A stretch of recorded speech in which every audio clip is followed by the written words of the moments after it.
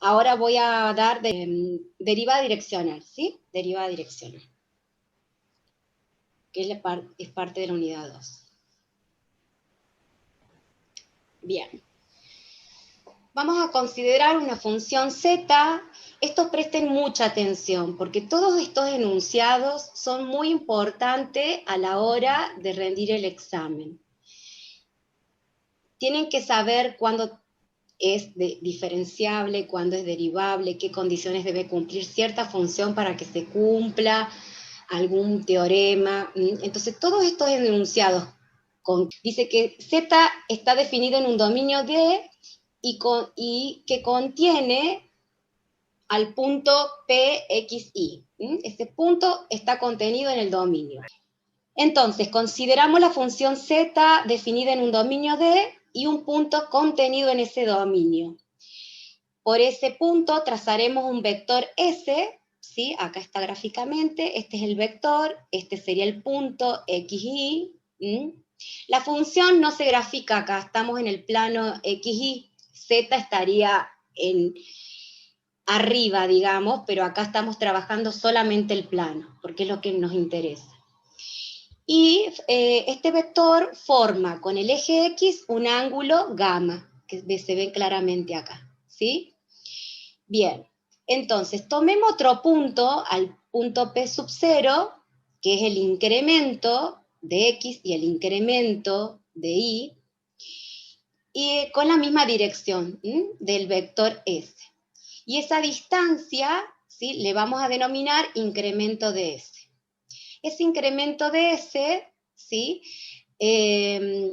representa, porque acá lo que hacemos es representar un triángulo rectángulo, entonces vamos a aplicar conceptos de Pitágoras, y esta distancia o el incremento de S representa la hipotenusa. Entonces, por eso la distancia esa está representada por la raíz cuadrada de la sumatoria de los lados al cuadrado, ¿sí? Vamos a ver por qué lo hacemos. Bien. Vamos a considerar, bueno, la función z debe ser continua, y debe tener derivadas parciales también continuas en todo el dominio. Esa es una condición importante. Y ahí vamos a expresar el incremento total de la función z. El incremento total, recuerden, en algún momento que yo se los expliqué, que es la derivada parcial de z con respecto a x por el incremento de x, que también está representado por los paréntesis, x menos x sub 0, pero en este caso está representado en forma general, el incremento de x, más la derivada parcial de z con respecto a y por el incremento de y, más un épsilon por el incremento de x, más el épsilon sub 2 por el incremento de y. Vamos a verlo acá, de esta manera. Si nosotros acá lo que nos dice en esta expresión, si nosotros, bueno, estos infinitésimos tienden a cero, ¿sí? Son números muy pequeños. Ahora, el incremento de x cuando tiende a cero, es decir, el incremento que hizo x tiende a cero, o sea, se anula, y cuando el incremento de y también tiende a cero, entonces esta distancia, este incremento de S, también tiende a anularse. Ese es el razonamiento que hacemos por ahora, porque después vamos a aplicar el límite para ver a qué arribamos. Entonces, si nosotros haríamos tender que este incremento tienda a cero y este incremento de y tienda a cero, ¿sí?, entonces hacemos que esa distancia también tienda a cero. Entonces lo que vamos a hacer, vamos a dividir todo este incremento total por el incremento de S. Porque lo que nosotros queremos llegar es al cociente incremental, aplicarle el límite y de esa manera tener la definición de la derivada, en este caso derivada parcial, ¿sí? Entonces por eso hacemos la división por el incremento de S.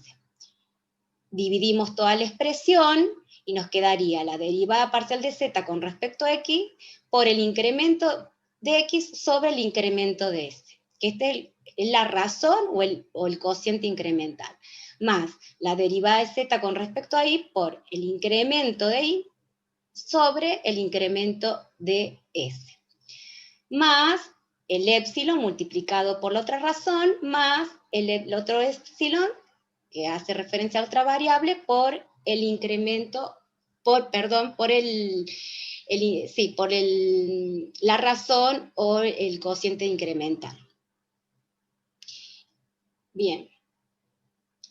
Si nosotros observamos en esta gráfica, ¿sí? Tenemos, ¿qué habíamos dicho? Habíamos hecho unas proyecciones, lo cual obteníamos un triángulo rectángulo. Entonces, el incremento de X sobre el incremento de S, o esta razón, va a ser igual al coseno de gamma. Observen, supuestamente a ver, voy a graficar acá. Si yo hago la proyección de este vector, yo acá tengo mi ángulo gamma, ¿sí? Entonces, si quisiera calcular el coseno de este ángulo, ¿qué sería? Cateto adyacente sobre hipotenusa. Entonces acá tenemos expresado de alguna manera, voy a poner el puntero, tenemos expresado de esa manera que el incremento de X sobre el incremento de S es igual al coseno de gamma. Realizando el mismo razonamiento, ¿sí? El incremento de X sobre el incremento de S representaría el seno de alfa. ¿Por qué? Porque nosotros, si queremos saber el seno, sería cateto opuesto sobre hipotenusa, entonces obtenemos el seno de gamma. Una vez que obtenemos estas expresiones, la vamos a reemplazar en la expresión que ya venimos trabajando, y vamos a decir que el incremento de z sobre el incremento de s es igual a la derivada parcial de z con respecto a x por el coseno de gamma, que hice el reemplazo por este cociente, más la derivada de z con respecto a y por el seno de gamma, más el épsilon por el coseno de gamma, más el épsilon 2 por el seno de gamma. Cuando aplico el límite, cuando el incremento de S tiende a 0, es decir, el razonamiento que habíamos realizado en la diapositiva anterior, voy a borrar esto para que no se... Habíamos dicho que cuando el incremento tendía a 0, de X tendía a 0, cuando el incremento de Y tendía a 0, también este incremento de S tendía a 0. Entonces, ahora voy a hacer tender ese incremento a 0. Entonces, los otros también van a tender a 0. Pero como hice la sustitución, miren lo que sucede. Yo voy a aplicar el límite del incremento que tiende a 0, de este cociente incremental, y voy a aplicar el límite cuando el incremento de S tiende a 0, de toda esta expresión. Entonces, cuando el incremento de X, el incremento de S tiende a 0, ¿qué estoy haciendo cuando yo aplico este límite? Estoy definiendo la derivada parcial con respecto a S, y S es una dirección porque es un vector.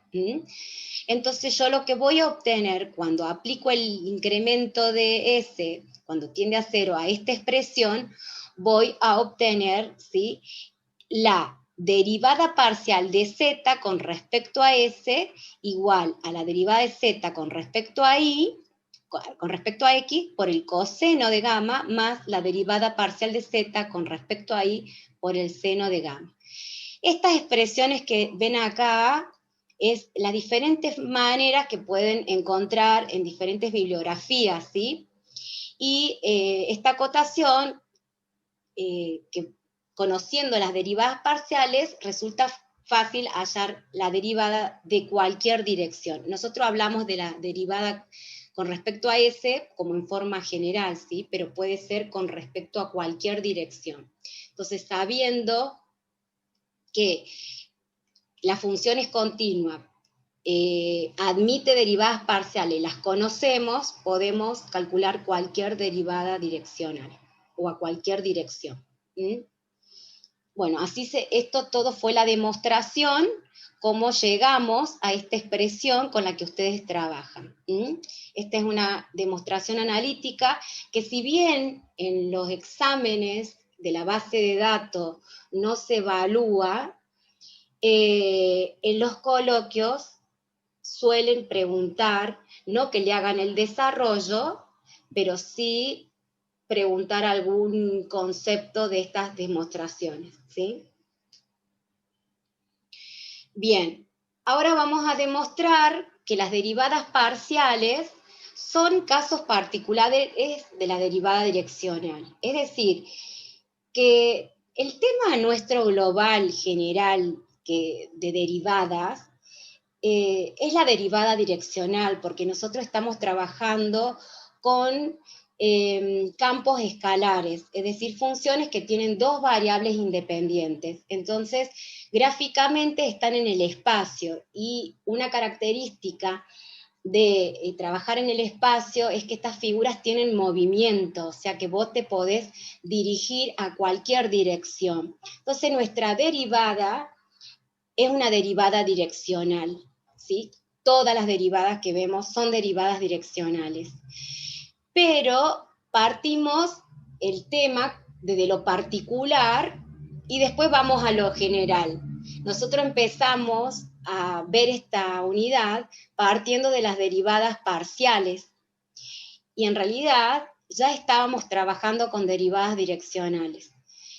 Ahora vemos la particularidad, porque ahora vamos a ver la forma general.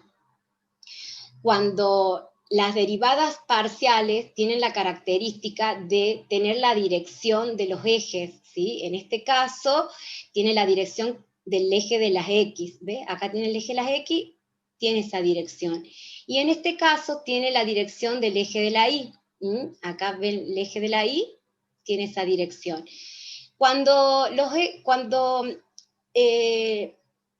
tenemos la dirección sobre el eje de las X, el ángulo mío vale, acá está, 0 grados, ¿sí? 0 grados. Porque, a ver, lo veamos en dos dimensiones, que es mejor. Nosotros tenemos el eje. Acá, bueno, supongamos que hay 90 grados, ¿sí? 90 grados. Bueno. Entonces, si estoy sobre el eje de las X, tengo esta dirección, el ángulo vale 0. Y si estoy sobre el eje con dirección de la Y, este ángulo mide 90 grados o pi sobre 2. Entonces, cuando vale 0 grados, hago el reemplazo en el ángulo gamma que habíamos visto, que también es conocido como ángulo tita, puede tener cualquier nombre. Nosotros en la parte teórica, porque trabajamos con apuntes del ingeniero Monshort, le denomina gamma, pero puede ser tita, puede ser alfa, puede tener cualquier nombre, ¿sí? Este ángulo yo lo reemplazo, y cuando hago el reemplazo, digo, el coseno de 0 es 1, el seno de 0 es 0, entonces se me anularía este término, quedándome que esto es igual a la derivada parcial de z con respecto a x. Es decir, que esto es la derivada parcial de z con respecto a x, cuando el ángulo vale 0 grados. Y cuando el ángulo vale 90 grados, ¿sí? Obtengo, bueno, en este caso sería al revés, el coseno de pi sobre 2 sería 0, y el seno de pi sobre 2 sería 1, entonces obtengo la derivada parcial de z con respecto a y. Esta sería la demostración y el fundamento de las derivadas parciales. Las derivadas parciales son derivadas direccionales, cuyas direcciones son los ejes tanto X como Y, y bueno, dependiendo cuál sería, obtenemos la derivada parcial.